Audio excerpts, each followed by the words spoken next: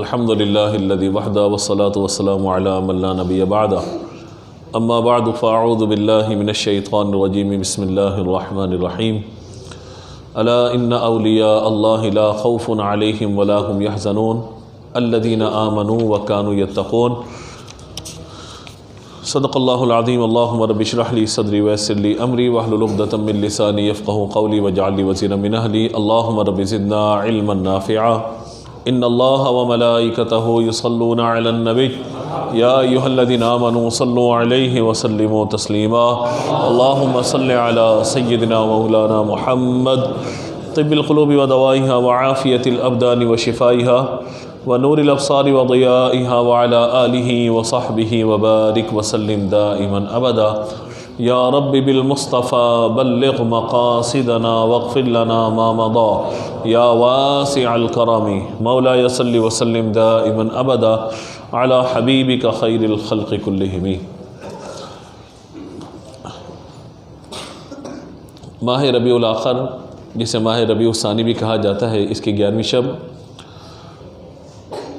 हर चाँद की 11 तारीख़ को 11वीं शब को यहाँ मस्जिद में महफ़िल 11वीं शरीफ का एहतमाम होता है और उसके बाद इख्तिताम पे हम दर्स कुरान का सिलसिला करते हैं ताकि हुज़ूर गौस पाक शेख अब्दुल क़ादिर जिलानी रहमतुल्लाहि ताला अलैह के इसाले सवाब की इस महफ़िल में हम कुरान पाक का दर्स सुनने की सआदत हासिल करें। आज का दर्स हमारा सूरह यूनुस के जो कुरान पाक की तरतीब के एतबार से 10वीं सूरह मुबारका है, 11वां पारा है और इसकी आयत नंबर 62, 63 और 64 3 आयत पर इंशाअल्लाह आज हम कलाम करेंगे। अल्लाह तबारक व तआला ने इरशाद फरमाया अला इन्ना औलिया अल्लाहि ला खौफुन अलैहिम वला हुम यहज़नून। अला ये ख़बरदार मुतनब्बिह करने के माना में आता है, ख़बरदार हो जाओ। ख़बरदार का मतलब क्या है कि कोई अहम बात बताई जाने वाली है, या आप ये देखिए कि कहीं पे जब आप सफ़र कर रहे हो तो वो इलाका कुछ सेंसिटिव हो तो वहाँ पे कहा जाता है ख़बरदार गैर मुतल्लिक़ अफ़राद का दाखिला यहाँ पे ममनू है, मना है यहाँ पर। इसी तरह से आप देखिए कि जब अल्लाह तबारक व तआला ने औलिया का ज़िक्र फरमाया अला ख़बरदार, और फिर ख़बरदार के बाद इन्ना ये ताकीद है कि बेशक, अला इन्ना औलिया अल्लाही सुन लो, ख़बरदार सुन लो, बेशक औलिया अल्लाही जो अल्लाह तबारक व तआला के वली हैं, ला खौफुन अलैहिम वला हुम यहज़नून, ना कुछ खौफ होगा उन पर और ना ही वो गमगीन होंगे। अब उनकी निशानी बयान की जा रही है कि वली कौन है। अल्लाह के वलियों पे ना कोई खौफ है ना कोई गम है, ये बात पता चल गई। तो अब वो कौन है, उनकी अलामत क्या है? फरमाया अल्लज़ीना आमनू व कानू यत्तक़ून, ये वो लोग हैं कि जो ईमान लाए, व कानू यत्तक़ून और परहेज़गारी करते हैं, यानी अल्लाह तबारक व तआला से डरते रहते हैं। आगे उनके लिए इनाम इरशाद फरमाया लहुमुल बुशरा फ़िल हयाति दुनिया व फ़िल आखिरा, उनके लिए खुशखबरी है दुनिया की ज़िंदगी में भी और आखिरत में भी, दोनों जगह खुशखबरी है उनके लिए। ला तब्दील लि कलिमातिल्लाह, अल्लाह की बातें बदलती नहीं हैं, ज़ालिका हुवल फ़ौज़ुल अज़ीम, यही बड़ी कामयाबी है। तो तीनों आयत का तर्जमा आपने सुना। अब हम इंशाअल्लाह इसकी तफसीर की तरफ चलते हैं। आयत मुबारका में फरमाया कि औलिया अल्लाह, अब हम में से हर बंदा ये दावा करने लग जाए कि मैं अल्लाह का वली हूँ, हम में से हर बंदा कहने लगे मैं भी औलिया अल्लाह में शामिल हूँ, तो ज़ाहिर है कि उनकी कुछ अलामात हैं, उनके लिए कुछ बातें हैं, उनके लिए कुछ खुसूसियात अल्लाह तबारक व तआला ने बयान फरमाई हैं। जिस तरीक़े से आप देखते हैं मार्केट में जाते हैं, खजूरें बहुत सारी आपके सामने रखी हुई हों, कहा जाता है भाई ये हिसाब है, इसका ये हिसाब है, इसका ये हिसाब है, ये आला क्वालिटी की है मुख्तार भाई। कपड़ा वगैरह को लेने के लिए आते हैं तो हम देखते हैं भाई ये कपड़ा इतने का, ये इतने का, ये इतने का, भाई अच्छी क्वालिटी वाला, भाई ये अच्छी क्वालिटी वाला है। तो इसका मतलब ये कि वहाँ तक पहुँचने के लिए इन चीज़ों से निकल के वहाँ तक आपको पहुँचना पड़ेगा, असली और नकली की पहचान को हासिल करना पड़ेगा। हमारे यहाँ मार्केट में हर जगह पे ये चीज़ मौजूद है, 1 नंबर चीज़ भी मौजूद है, 2 नंबर चीज़ भी मौजूद है, असली भी मौजूद है, नकली भी मौजूद है, सही भी मौजूद है, गलत भी मौजूद है। तो इकबाल ने लिखा था लिबास खिज़्र में यहाँ हज़ारों रहज़न फिरते हैं, गर जीने की तमन्ना है तो पहचान पैदा कर। तो रहज़न मौजूद है, रहज़न मौजूद हैं, लुटेरे मौजूद हैं, जो एक हुलिया अपना कर आ जाते हैं। तो तो लुटेरे मौजूद है हर तरफ, ईमान के लुटेरे, अकीदों के लुटेरे, दाढ़ी इमामा रख के या जनाब 2-4 तावीज़ सीख के और दम दरूद करके लोगों को अपने करीब करते हैं। हालांकि वली का मामला ये है ही नहीं। वली की कुछ और सिफ़ातें जो बयान की गई हैं, और उनमें पहली बात साहिब ईमान होना है और दूसरा साहिब तक़वा होना है। जो मुत्तकी नहीं है वो वली कैसे हो जाएगा? जिसके अंदर तक़वा नहीं है वो अल्लाह की विलायत कैसे हासिल कर सकता है? तो लिहाजा हम इन आयात पर गौर करते हैं और फिर इंशाअल्लाह नतीजा निकालते हैं कि अल्लाह तबारक व तआला का क़ुर्ब ख़ास या अल्लाह की विलायत जिसको अता कर दी जाती है उसका मकाम कितना बुलंद व बाला हो जाता है। आज आपको लोग नज़र आएंगे औलिया की करामात का इनकार करते हुए, अल्लाह के वलियों के मदारात का इनकार करते हुए, अल्लाह तबारक व तआला के वलियों के बारे में बुरी बुरी बातें बोलते हुए लोग नज़र आएंगे।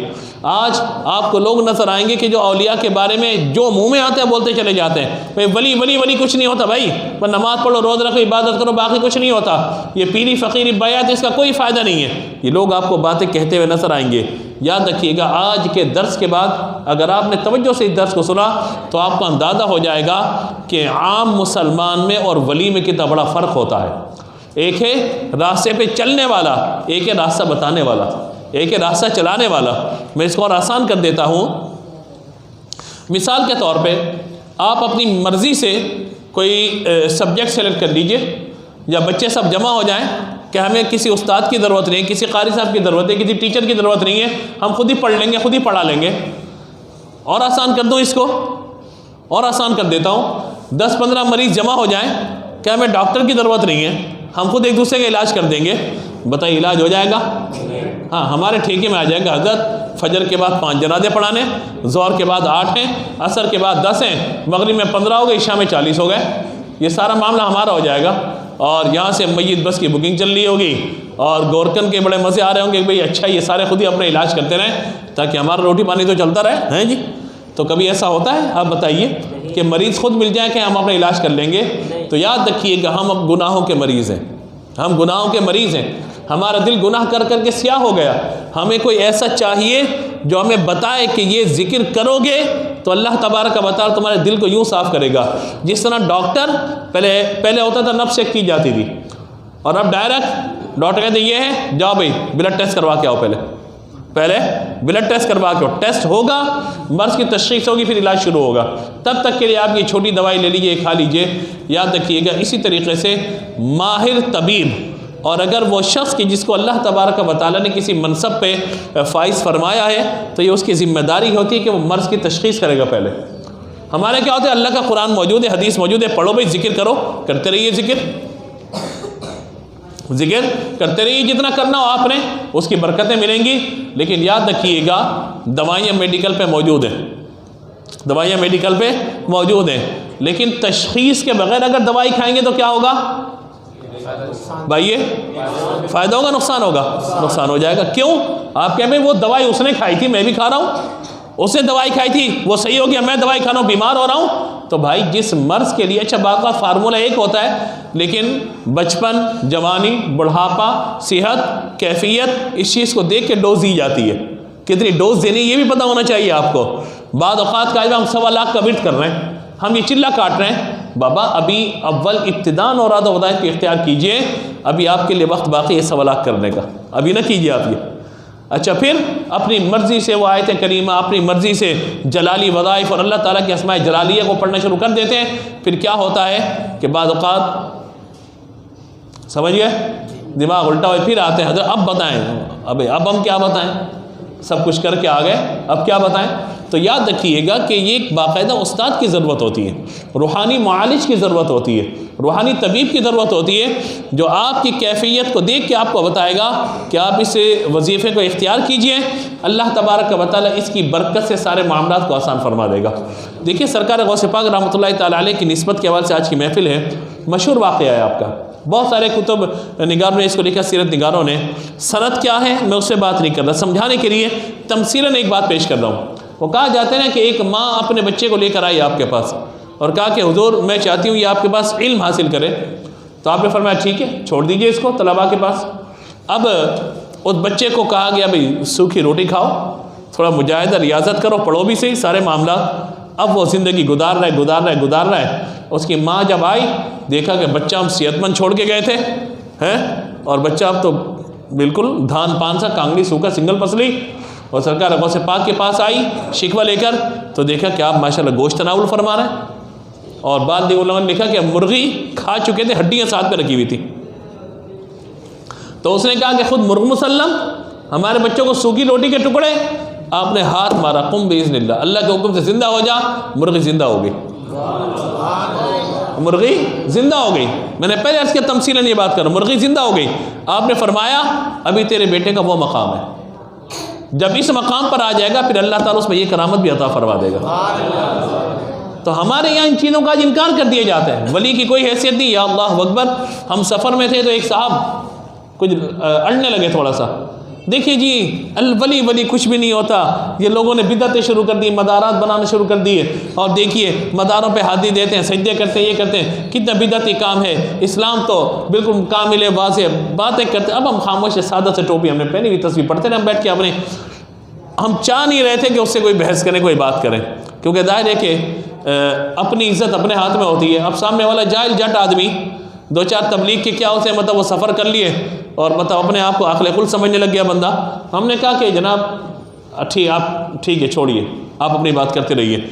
लेकिन काफ़ी देर ने कहा नहीं अंदा, आप बताएं इस बारे में क्या कहते हैं। मैंने कहा मुझे बताइएगा ज़रा कि आप जो बात कर रहे हैं कि पता नहीं वली कहाँ से आ गए, ये कहाँ से आ गए, वो कहाँ से आ गए। मैंने कहा बाद मज़ारात ऐसे हैं कि जिनको हज़ार साल हो गए, बाद मज़ारात हैं जिन्हें 800 साल हो गए, बाद मज़ारात हैं जिन्हें 500 साल हो गए।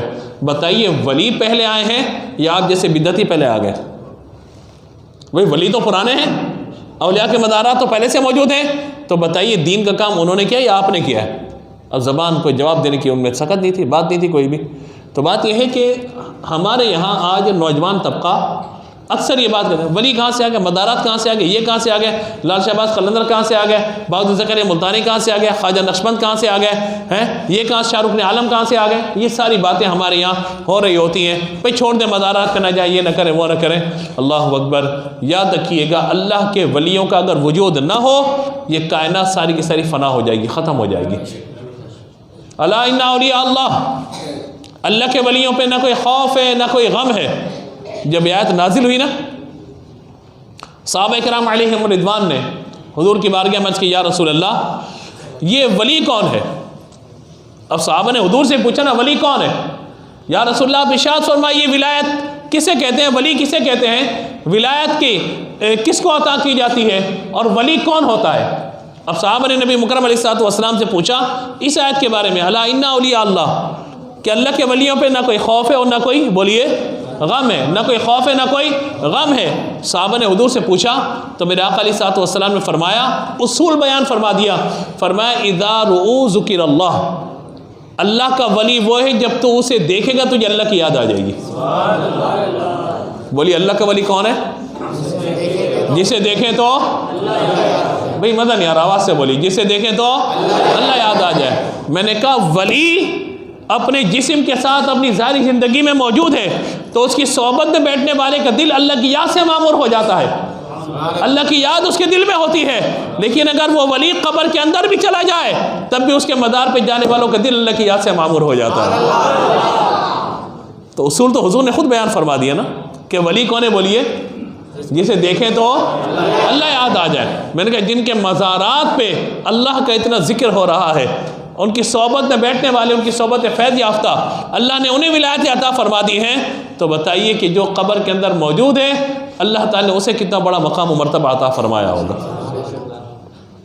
आप जाइए हुजूर दाता साहब की बारगाह में, सुभान अल्लाह, आपके कदम रखने की देर है, बल्कि आप अभी मदार के अंदर दाखिल ना होंगे पहले से आपकी आंखें झुक जाएंगी, पहले से दिल अल्लाह के जिक्र की तरफ माइल। बल्कि मैं तो इससे बड़ी बात कहता हूँ कि उस शहर में कदम रखते ही आपका दिल अल्लाह के जिक्र की तरफ, बल्कि घर से नियत करके चलेंगे दिल अल्लाह के जिक्र की तरफ माइल होना शुरू हो जाएगा। ऐसा है या नहीं है? अब्दुल्ला शाह गाजी के मदार पे जाने की नियत कीजिए आप, रहमतुल्लाहि ताला अलैह। आप यहाँ से निकलेंगे, ज़बान खुद ब खुद अच्छी अच्छी बातें करने लगेगी, ज़बान पे खुद अल्लाह का जिक्र आना शुरू हो जाएगा, तिलावत करना शुरू कर देंगे। मैंने कहा औलिया का मज़ार वहाँ पे बंदा जब जाने की नियत करता है उस वक्त से उनका तसर्रुफ बंदे की तरफ आ जाता है कि बंदा मेरी तरफ आ रहा है, इसके दिल से दुनिया को दूर कर दिया जाए, इसके दिल से गंदगी को दूर कर दिया जाए, इसके दिल से गलादत को दूर कर दिया जाए, इसके दिल से शैतान की शैतानियत को दूर कर दिया जाए, इसके दिल से गफलत को दूर कर दिया जाए। मैंने कहा अभी इतनी दूर है तो इतना तसर्रुफ है, कदमों में बैठेंगे तो क्या क्या इनामात न होंगे। यह औलिया की बात है, कोई आम बंदों की बात हो रही है। आज जनाब किसी वजीर के पास आप जाइए, वजीर आला से मिलने के लिए जाइए, गवर्नर से मिलने के लिए जाइए, इतना प्रोटोकॉल, इतना सब कुछ, इतनी चेकिंग, आपको हर तरह से साफ कर दिया जाता है, सारा सामान हर चीज़ निकाल ली जाती है। क्यों भाई? जाके मिलो, बिल्कुल सुकून और इत्मीनान से मिलो, न मोबाइल की टेंशन, न इसकी न उसकी, सब कुछ। मैंने कहा कि जब अल्लाह के वलियों की बारगाह में बंदा जाता है, मज़ारात औलिया पे बंदा हाज़िरी देता है, या उनकी ज़ाहिरी ज़िंदगी में अपने शेख के पास, अपने पीर के पास, अपने मुर्शिद के पास इक्तिसाब फैज़ के लिए जाता है, अल्लाह अकबर, वो अपने पास पहुँचने से पहले पहले उसके दिल से गफलत को दूर फरमा देते, दिल अल्लाह की याद की तरफ मामूर हो जाता है। और हकीकत यही है कि हमने इन चीज़ों को समझा नहीं है, हमने औलिया के मकाम को जाना नहीं है, और इतने कम वक्त के अंदर मैं क्या समेटूँ गुफ्तगू, क्या बात करूँ। अल्लाह अकबर। अला इन्ना औलिया अल्लाह ला खौफुन अलैहिम वला हुम यहज़नून, उन पे कोई खौफ भी नहीं और वो गमगीन भी आवाज़ से बोलिए, ना उन पर कोई खौफ है और ना वो गमगीन होंगे। खौफ और गम ये दो कैफियत हैं। मैंने अर्ज़ किया कि खौफ और गम क्या है, बोलिए, दो कैफियत हैं। अच्छा, गम होता है गुजरे हुए ज़माने का, माजी का। मिसाल के तौर पे हम आ रहे थे, रास्ते में खुदा न खासा हमने देखा कि किसको हादसा हुआ और वो शख्स इंतकाल कर गया, ज़ख्मी हो गया, इसका क्या होगा? गम होगा। क्या होगा बोलिए? गम।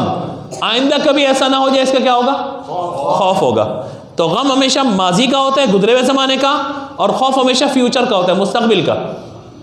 और अल्लाह के वलियों के बारे में अल्लाह ताला क्या फरमा रहा है? ना उन्हें कोई गम है ना कोई खौफ है, यानी जो ज़िंदगी उनकी गुजर गई साबका, उस पर वो गमगीन नहीं होते क्योंकि अच्छी ज़िंदगी गुजारी है, और आइंदा जो ज़िंदगी आने वाली उसके बारे में कोई खौफ नहीं है क्योंकि उन्होंने अपना नफ्स मार दिया, अपनी रूह को पाकीज़ा कर दिया, और जब पाकीज़ा रूह लेकर अपने रब की बारगाह में पहुँचे हैं, या अय्यतुहन नफ्सुल मुतमइन्ना इरजिई इला रब्बिकी रादियतम मर्दिया, ऐ इत्मीनान वाली रूह अब यहाँ से निकल जा, और निकलने के बाद इरजिई इला रब्बिकी रादियतम मर्दिया, अपने रब की बारगाह में हाजिर हो जा इस हालत में कि तेरा रब तुझसे राजी और तू अपने रब से राजी है। ये इत्मीनान वाली रूह है।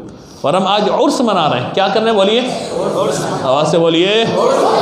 मैं चाहता हूँ छोटी छोटी बातों में बड़े बड़े एतराज़ात आज ख़त्म करता चले जाऊँ। उर्स, वली का इंतकाल हो गया, आप उर्स मना रहे हैं। उर्स का मतलब होता है खुशी। उर्स कहते हैं शादी को भी, उर्स कहते हैं खुशी को भी।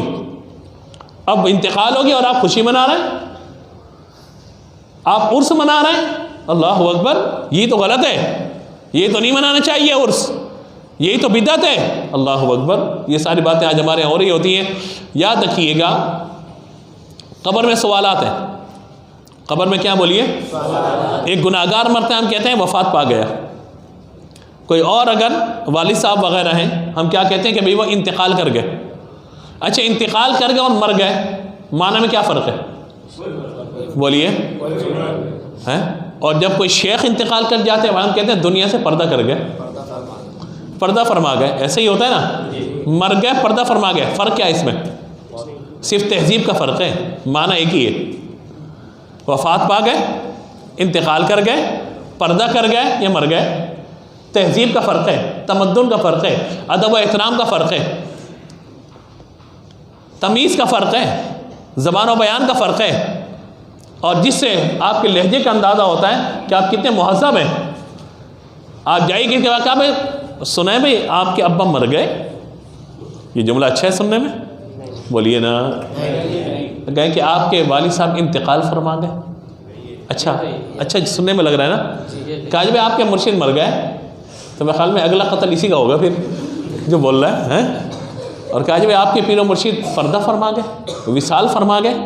अच्छा, विसाल माने मिलना, इंतकाल माने मुंतकिल होना है। पर्दा कर लिया यानी ज़ाहिरी आँखों से पर्दा कर लिया हमारी दुनियावी ज़िंदगी से।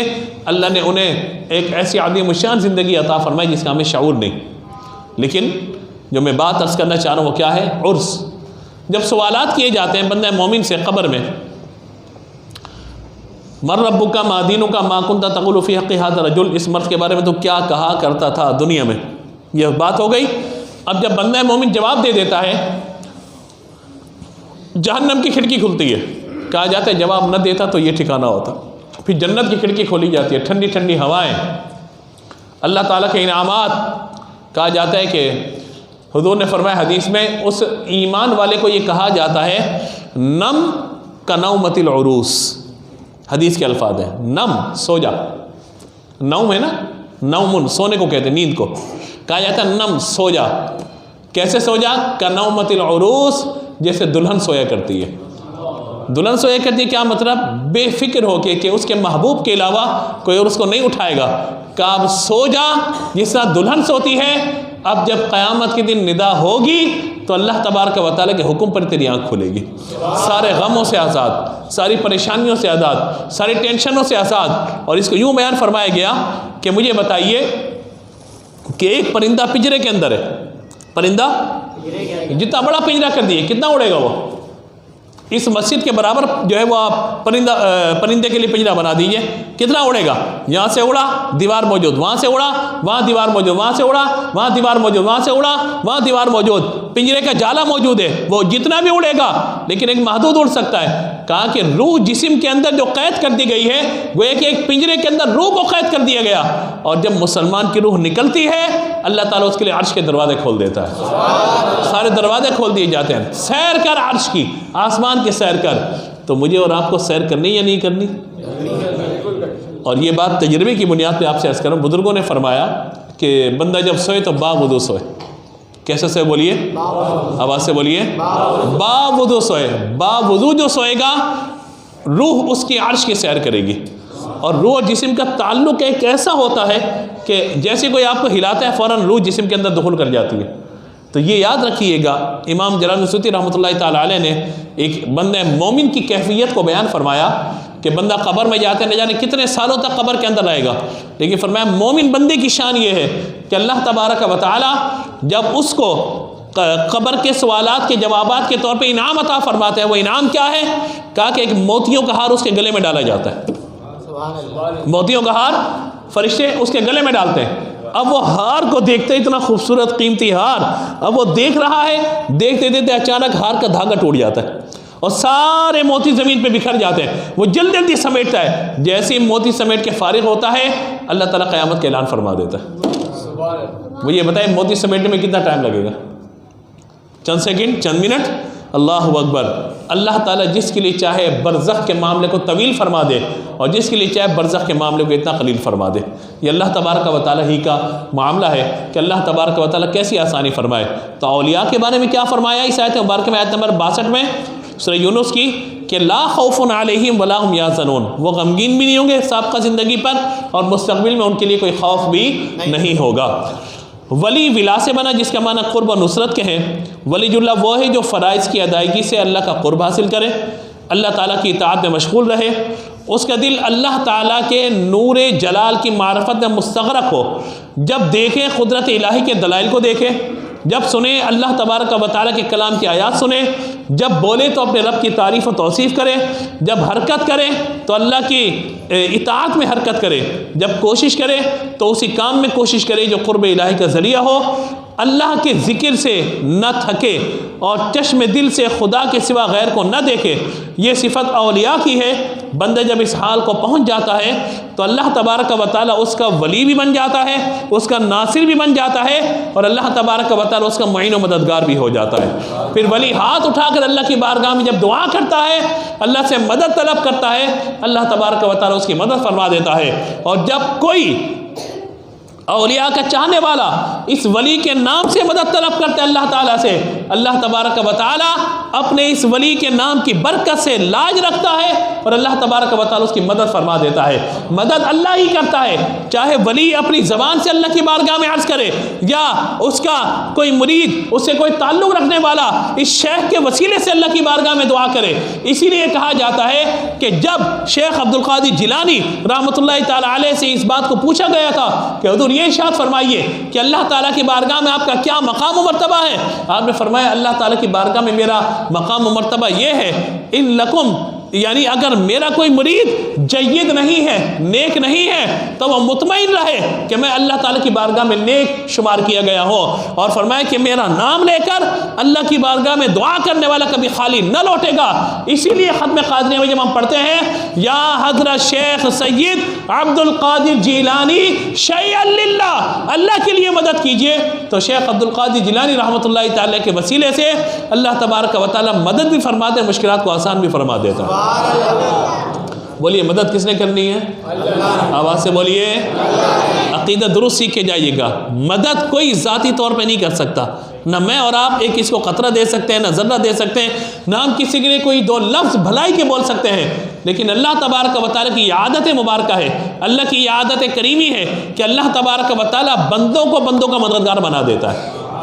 इस पर खुश तबी के लिए एक बात, फिर हम बात को समेटते हैं।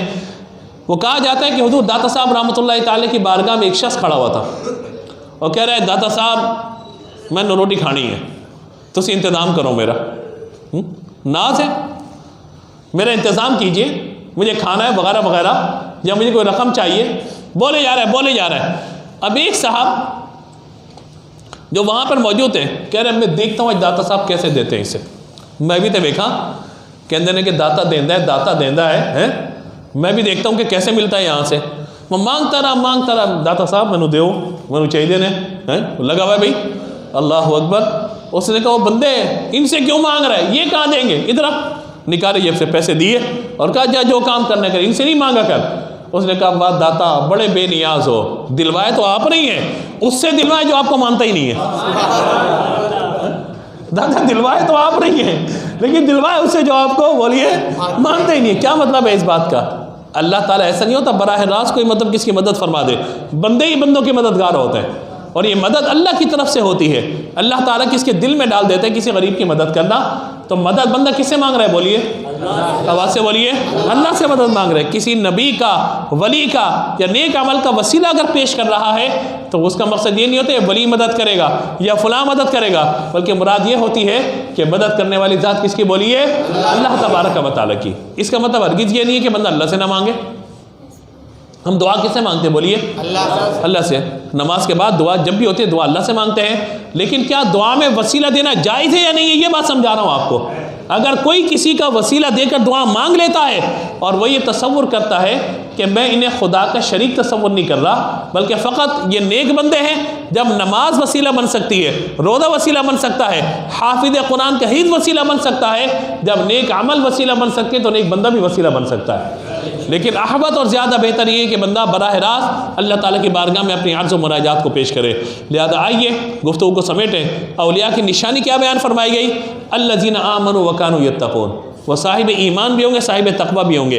ये चर्स पीने वाले, भंग पीने वाले, गलों में तस्बीह लटकाने वाले, 6-6 8 अंगूठियाँ चढ़ाने वाले हैं, हुक्के के सूटे पे सूटे हैं, और नमाज मक्के मदीने में पढ़ने वाले, जो नमाज यहाँ पढ़ने वाले हैं, अल्लाह अकबर, वही वली बनेगा जो मक्के मदीने में नमाज पढ़े और खाने के लिए जाए मुरीद के घर पे हैं।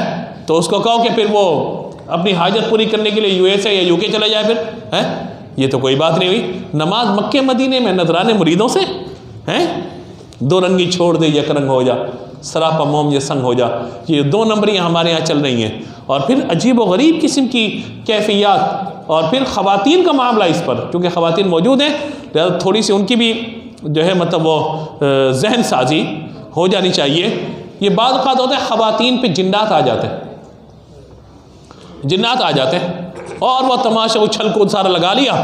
क्या हुआ भाई, हाज़री आ गई, बाबा की हाज़री आ गई। वो केड़ा बाबा है हैं, ये कहाँ से आ गया बाबा औरतों पे हैं। वो अब पढ़े एक 5 बारी, बाबा बताएं मेरी शादी कब होगी, हैं बताएं जी, मतलब मेरा शौहर किसी चक्कर में तो नहीं है, बता दे जरा सही से, दूसरी शादी तो नहीं करने वाला है। अब पूछ रहे वो भी हाँ नहीं बच्चा तेरा, ये सब ड्रामेबाजी हमारे यहाँ चल रही है। याद रखिए कोई भी वली जो अल्लाह का नेक बंदा है, वो उसकी रूह किसी जिस्म के अंदर हुलूल नहीं करती। और ये मुसलमानों का अक़ीदा ही नहीं है। अक़ीदा मुसलमानों का है ही नहीं कि एक की रूह दूसरे के बदन के अंदर हुलूल कर जाए या दाखिल हो जाए। ये जिन्नात होते हैं जो बाद औक़ात जहन पे कब्ज़ा करके हावी होकर शरारतें कर रहे होते उल्टी सीधी।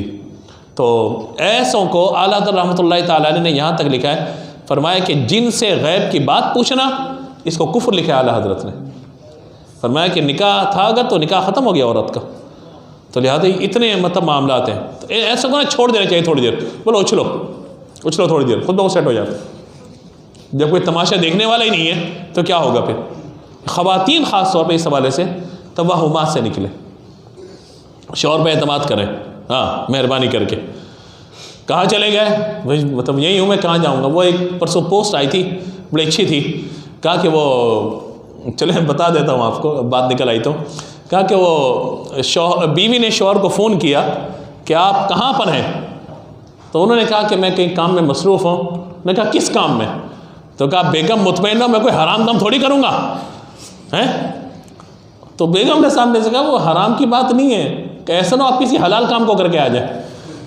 ये समझदारों के लिए बात है, समझ गए होंगे जिनके लिए बात पहुँचाई मैंने हैं। तो बात ये है कि ये जो हमारे यहाँ गलत फहमी या टीवी ड्रामे देख कर, सोशल मीडिया के ज़रिए उल्टी सी बातें, पड़ोसन देख के, इधर देखे उधर देखे, जो दिलों के अंदर ख्यालात आ रहे होते हैं ना, तो ज़रा इन चीज़ों से बाहर निकालें अपने आप को, और अल्लाह तबारक व तआला का ज़िक्र का अपने आप को आदी बनाएं। खाली दिमाग याद रखिए शैतान की आमाज गाह है। वो खाली दिमाग चाहे किसी बच्चे का हो, चाहे मर्द का हो, चाहे औरत का हो। लिहाजा फरमाया कि साहिब ईमान होगा और साहिब तकवा होगा। मुत्तकी होना शर्त है, मुत्तकी होना बोलिए वली के लिए ये शर्त है। मुत्तकी होने का मतलब, साहिब ईमान का मतलब ये कि उसके अकीदे दुरुस्त होंगे। वह हुज़ूर सल्लल्लाहु तआला अलैहि वसल्लम को आखिरी नबी मानता होगा, हुज़ूर सल्लल्लाहु तआला अलैहि वसल्लम के इल्म गैब पे ईमान रखता होगा, हुज़ूर सल्लल्लाहु तआला अलैहि वसल्लम को हाजिर व नादिर मानता होगा, अक़ाइद इस्लाम और ये तमाम चीज़ें, इन तमाम चीज़ों पर ईमान रखता होगा, उसका अक़ीदा ख़राब नहीं होगा। और अगर वो वली होगा तो वलियों का दुश्मन नहीं होगा। है बड़ी गहरी बात करके आप लोगों ने पिक नहीं किया इस बात को।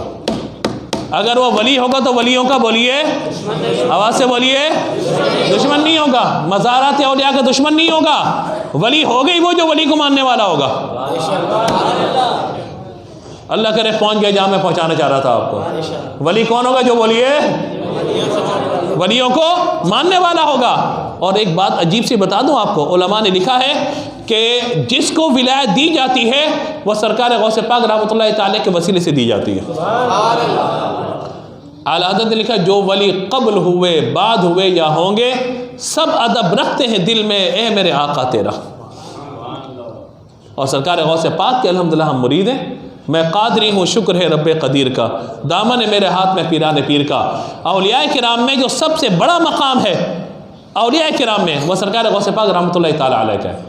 हम सहाबा या अहले बैत या ताबईन की बात नहीं कर रहे, सरकार गौसे पाक रहमतुल्लाह ताला के हवाले से बात कर रहे हैं। वरना सैयदना जुनैद बगदादी रहमतुल्लाह ताला का मकाम बहुत बुलंद है, बाद बिस्तामी रहमतुल्लाह जैन से कबल है, पहले है। लेकिन याद रखिएगा इन सब के साथ भी जो मामलात हैं वो यही हैं कि तमाम के तमाम सरकार गौसे पाक रहमतुल्लाह ताला का अदब अपने दिल में रखते हैं। वो फारसी का शेर है कि चू मोहम्मद दरमियान अम्बिया, गौसे आदम दरमियान औलिया। जिस तरह अम्बिया किराम में हुजूर का मकाम व मर्तबा बुलंद बाला है, इसी तरह औलिया किराम में सरकार गौसे पाक का मकाम मर्तबा बुलंद बाला है। और अल्हम्दुलिल्लाह हम सरकार गौसे पाक के मानने वाले हैं, उनके चाहने वाले। और जब उनके चाहने वाले हैं, उनके मानने वाले हैं, तो थोड़ा सा उनकी भी माननी चाहिए। अब आइए ज़रा अपने मुहासबे पर, ताकि बात समझ में आए, पैगाम भी मिले। सरकार गौसे पाक रहमतुल्लाह ताला अलैह ने 40 साल इशा के वुदू से फजर की नमाज अदा की है। 40 साल, 40 दिन नहीं, 40 साल। इशा के वुदू से फजर अदा करने का मतलब क्या है? इशा पढ़ी, तस्बीह, औराद व वज़ाइफ, तिलावत, ज़िक्र व अस्कार, पूरी रात गुजर गई, उसी अंदाज से आपने नमाज फजर को अदा फरमाया। 15 साल तक बिला नागा रोज़ाना कुरान पाक ख़त्म फरमाते रहे। 15 साल तक रोज़ाना। हम 15 साल रमज़ान में भी कुरान ख़त्म नहीं करते, अल्लाह आफ़ियत अता फरमाए। और वफ़ाद कराम हम जैसे भी, वो अभी रमज़ान शुरू होने वाला होगा तो कुरान लेके बैठ जाएंगे याद करने के लिए। अल्लाह मुझे भी तौफ़ीक दे, आपको भी तौफ़ीक दे, हम रोज़ाना कुरान पाक की तिलावत करें। और आपको अल्लाह ने क्या मकाम अता फरमाया, आप 18 पारों के हाफिज़ से जब पैदा हुए, बोलिए ना सुभान अल्लाह। 18 पारों के हाफिज़, 18 पारों के हाफिज़। और वही बात है जो रिवायत में बयान की जाती है कि आपने उस्ताद के सामने जब बैठे तो 18 पारे सुना दिए, तो पूछा कि आगे, कहा नहीं मेरी माँ को इतने ही याद थे, माँ को इतने ही याद थे जितने अम्मा को याद थे उतने मैंने याद कर लिए। तो कम से कम ये अम्माओं से गुजारिश है कि जितना कुरान आपको याद है, जितनी सूरत याद है, उतने बच्चों को तो याद करवा दें कम से कम। गौसे पाक को अगर मानने वाले हैं तो, और यकीनन यहाँ सब मानने वाले हैं, तो कुछ तरबियत ये घर की सबसे पहली है। जो कहा कि ना उतलुबुल इल्मा मिनल महदी इलल लहद तक, यानी गोद से लेकर कब्र तक। तो आगाज़ कहाँ से तरबियत का बताइए? गोद से, घर से तरबियत का आगाज़ है। हमने तालीम और तरबियत के साथ जिम्मेदारी या तो मदरसे पे डाल दी या स्कूल पे डाल दी। ना तालीम हो रही ना तरबियत हो रही है, इल्ला माशाअल्लाह जहाँ इंतज़ाम होता है, अहतमाम होता है, तो वो वहाँ एक अलग बात है। हमने तो अल्हम्दुलिल्लाह मदरसों से सीखा है भाई। हमारे यहाँ जो माशाअल्लाह इन बच्चों की बज़म होती है हर इतवार को माशाअल्लाह, ये बच्चे तिलावत करते हैं, यही नात पढ़ते हैं, यही स्पीचेस करते हैं, तकरीरें करते हैं, मुकाबले करते हैं। यही जगह होती है बंदे का कॉन्फिडेंस बढ़ाने की। और आहिस्ता आहिस्ता आप देखिएगा यहीं से इंशाअल्लाह बच्चे आगे बढ़ेंगे, सबकी हो जाएंगे इंशाअल्लाह। स्कूल के अंदर साल में एक कंपटीशन, वो भी एनुअल फंक्शन के अंदर। वो भी क्या कंपटीशन? ना अल्लामा इकबाल के अशार का कंपटीशन होता है, ना नाती अशार का कंपटीशन है, ना स्पीचेस का कंपटीशन है, इल्ला माशाअल्लाह क्या है, टैबलो पेश करेंगे बच्चे हमारे, उस गाने पे डांस करेंगे, उस पर परफॉर्मेंस करेंगे, ये करेंगे वो करेंगे, ये हो रहा होता है। हमें थोड़ी सी अपनी तरजीहात को तब्दील करना पड़ेगा और हमें अपने घर में भी बच्चों की तरबियत का एहतमाम करना पड़ेगा। स्कूल से बिल आखिर बच्चे ने घर ही पढ़ाना है। स्कूल में कितने वक्त है? 4 घंटे, 5 घंटे, 6 घंटे, बाकी तो वो 18-20 घंटे घर पे गुजार रहे हैं ना बच्चा। तो हम अपने इन 18-20 घंटों में बच्चों के साथ क्या कर रहे हैं, क्या तरबियत का माहौल दे रहे हैं उन्हें? तो ज़रा इस पर भी गौर करने की ज़रूरत है। आगे अल्लाह तबारक व तआला ने इनके लिए इनाम के तौर पर इरशाद फरमाया, लहुमुल बुश्रा फिल हयातिद दुनिया व फिल आखिरह, फरमाया कि उनके लिए दुनिया की ज़िंदगी में और आखिरत में भी खुशखबरी है। ला तब्दील ली कलिमातिल्लाह, अल्लाह ताला की बातें बदलती नहीं हैं। ज़ालिका हुवल फौज़ुल अज़ीम, यही बड़ी कामयाबी है। फरमाया कि वली वो है जो ईमान के साथ मुत्तसिफ़ हो। वली की दूसरी सिफत यह कि वो मुत्तकी हो और अल्लाह तबारक व तआला की रज़ा के लिए खल्क़ खुदा को नफ़ा पहुँचाने वाला। सरकार गौसे पाक रहमतुल्लाहि तआला अलैह से पूछा गया था, आपको क्या पसंद है? फरमाया कि मुझे ये पसंद है मेरे पास खाना हो और मैं लोगों को खिलाता रहूँ, मैं भूखों को खाना खिलाता रहूँ। ये आपने फरमाया। अल्लाह ताला ने आपको अपनी हयात में, ज़ाहिरी हयात में जो कुछ इनामात अता फरमाया वो अपनी जगह पर, लेकिन आप देखिए कि अल्लाह तबारक व तआला ने आपकी इस तमन्ना को किस तरह पूरा फरमाया कि आज दुनिया भर में आपको वो लोग नज़र आएंगे जो सरकार गौसे पाक के इसाले सवाब के लोगों को खाना खिला रहे होते हैं। हर जगह खाना खाने का सिलसिला होता है और ये बड़ी मुजर्रब बात आपको अर्ज़ कर रहा हूँ। मुफ्ती अहमद यार खान नईमी रहमतुल्लाहि तआला ने इस बात को लिखा है, फरमाया कि बंदा अपनी इस्तिताअत के मुताबिक हर चाँद की 11 को सरकार गौसे पाक रहमतुल्लाहि तआला अलैह की नियाज दिलाए, अल्लाह तबारक व तआला उसके माल में इतनी बरकत देगा, न कभी वो मोहताज होगा, न कभी उस पर फाका होगा और ना ही कभी वो कर्जदार होगा। ये बरकत है। अल्लाह ने जितनी भी तौफीक दिया, आपका 100 है, 11 रुपये हैं, 200 रुपये, 500 रुपये, जो भी है, अल्लाह की रज़ा के लिए कोशिश कीजिए। और सबसे बड़ा इसाले सवाब याद रखिए कि तलबा की तालीम के एतबार से अल्लाह तौफीक अदा फरमाए। जो बच्चे हिफ्ज़ कर रहे हैं या स्कूल में तालीम हासिल कर रहे हैं या आलिम बन रहे हैं, उनमें से किसी एक का ख़र्चा आप उठा लीजिए महीने का, 1000, 2000, 3000, 4000, जो भी इस्तिताअत है आपकी, वो ख़र्चा उठाइए। आप देखिए कि उसकी बरकत इंशाअल्लाह आपको मिलेगी। एक बच्चा अगर आपने आलिम बना दिया, हाफिज़ बना दिया, कारी बना दिया, या आपने दुनियावी तालीम भी उसको दिला दी, उसको अच्छा इंसान आपने बना दिया, तो जब तक वो नेकी करता रहेगा, इल्म की इशाअत करता रहेगा, अल्लाह तबारक व तआला आपको भी उसकी बरकत से नवाजता रहेगा। और सरकार गौसे पाक रहमतुल्लाहि तआला अलैह इल्म दोस्त थे, इल्म को फैलाने की आपका काम था। आप रोज़ाना 17 उलूम पर किताबें पढ़ाते थे रोज़ाना। ये इन मुस्टंडे पीरों की तरह नहीं है, तोंदे निकाल के बैठे हुए, ना पढ़ाना ना इधर आ जाए, ये भी खा लो, ये भी खा लो, ये भी आ जाए, वो भी आ जाए, फ़लाँ पीर के घर पे फातिया, मुरीद के घर पे फातिया, फ़लाँ के घर पे फातिया। सरकार गौसे पाक रहमतुल्लाहि तआला की उनसे बहुत दूर थे। इल्म की खिदमत, इल्म की खिदमत, 23 साल तक आप एक ही जगह पे बैठ के लोगों को दर्स देते रहे, पढ़ाते रहे। और आपका मजमा 70 हज़ार से ज़्यादा होता था, माइक नहीं होता था, लेकिन अल्लाह ने आवाज़ में वो करामत रखी थी, सामने बैठा हुआ जो सुन रहा होता था ना, इख्तिताम तक वैसे आवाज़ जा रही होती थी। ये सब बातें क्या हैं? हमने इन बातों को समझा नहीं, जाना नहीं।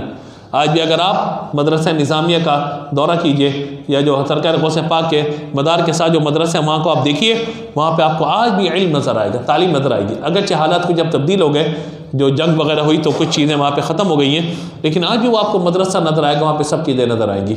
और खाना सुभान अल्लाह खाना खिलाया जा रहा है, तो ज़ाहिरी तवानाई भी है और बातनी ग़िज़ा का भी आपने एहतमाम फरमाया था कि तलबा को ज़ाहिरी ग़िज़ा के साथ साथ उनकी इल्मी तिश्नगी को भी दूर किया जाए। तो ये दोनों चीज़ें लाजिम व ज़रूरी हैं। हम किसी को पेट भर के खाना खिलाएं और उसकी तालीम और ताल्लुम का एहतमाम करें, यकीन मानिए आपके लिए बहुत बड़ा काम हो जाएगा। जिसको हमारे कहा जाता है तालीम पे तवज्जो देना और लोगों को भूख से बाहर निकालना, इफलास से बाहर निकालना, इन दो कामों पे अगर मैं और आप अपनी इस्तिताअत के मुताबिक कोशिश करें, यकीनन कामयाबी होगी। अल्लाह तबारक व तआला मेरे इन कलिमात को अपनी बारगाह में कबूल फरमाए। कोई गलती या सबक़त लिसानी हुई हो, अल्लाह की बारगाह में माफ़ी का तलबगार हों। आमीन व आखिर दावाना अनिल हम्दुलिल्लाहि रब्बिल आलमीन।